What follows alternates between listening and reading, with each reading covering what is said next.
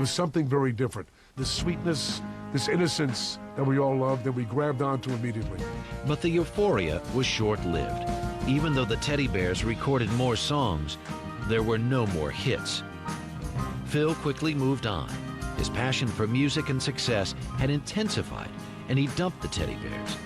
At the age of 17, he had tasted the glory of making a hit record. Now Phil Spector was ready to fry much bigger fish. In 1958, at the age of 17, Phil Spector took his first record, To Know Him Is to Love Him, to the top of the charts. He also took music to a new level. He would know he wanted to take sound out of a speaker and re-record it and run it through an echo chamber and then re-record the track and lay that on top of the first track. These were things that not even 35, 40-year-old producers were doing back then. Phil was determined to do even more. He went to work for Trey Records in L.A. It was Phil's skill in the studio that really impressed Trey owner Lester Sill.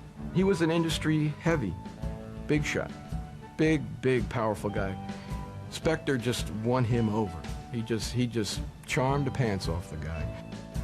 Phil put together a group called the Spectors 3. He couldn't score a hit record with the group, but he did get the girl. Phil eventually married lead vocalist Annette Mirar. Annette Mirar is and was a very sharp and witty person with an incredible mind, and he found a match and a challenge in being able to be with someone like that. Phil was ready. Now in 1960, he begged Lester Sill to send him to New York, where the music scene was really happening.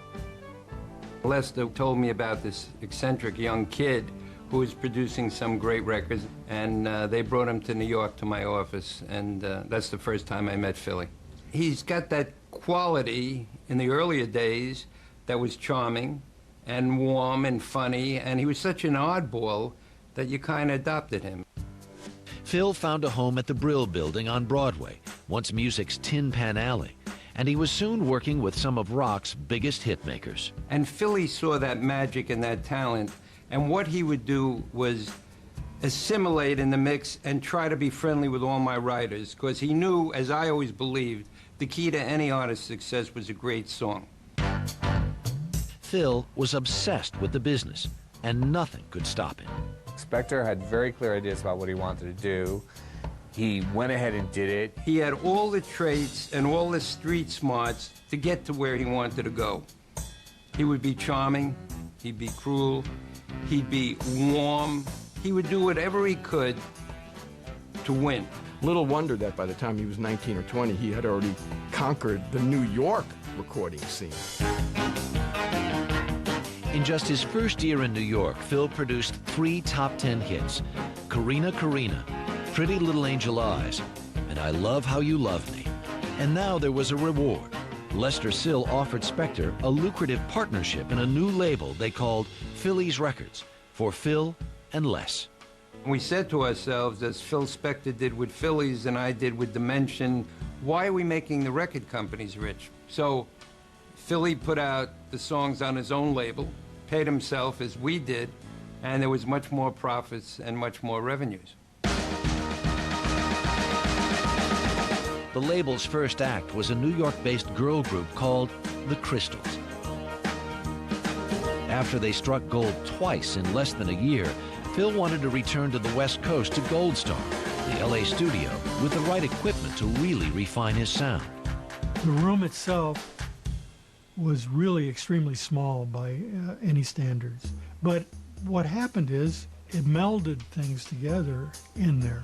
A lot of people attribute it to echo. He heard the sound that he had heard in his mind at Gold Star. But Phil didn't want to fly the Crystals from New York to California. He had another idea. Phil would move people in and out of groups and give them names, and who was singing what, was unclear for a very long time.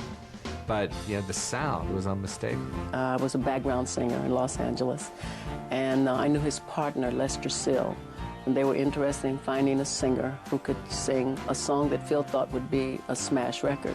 The Crystals, all of us, the original, were in a car, and we were driving, and we hear, he's a rebel, and he'll never, never be any good. And we said, who the heck is that? And the disc jockey said, the Crystals. And we were like, we never did that song. He's a rebel and you'll never be any good. He's a rebel 'cause he never ever does what he... He's a Rebel skyrocketed to #1. At Gold Star, Phil was making his sound bigger and fuller.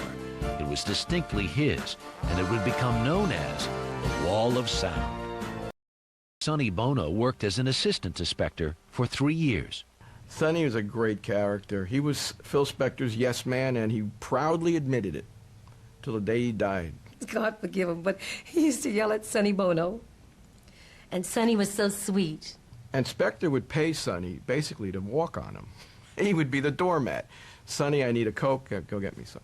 And Sonny was very willing to do that for very little money because he's a very smart man, Sonny Bono.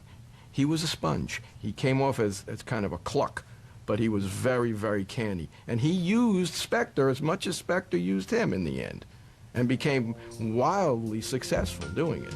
A teenage Cher was always in the studio by Sonny's side, hoping to get a chance to sing on a Phil Spector record. Eventually, she did. She had that big kind of voice, like, I believe in love after love, you know. So Phil was like, wait a minute, girl. So he would move her in the back because everybody else had that, ah, baby, baby, that kind of nice sound. Even though Cher has a nice sound, but it's different, you know. So, but she's gonna get mad at me. Don't get mad at me, darling. You were doing well, okay?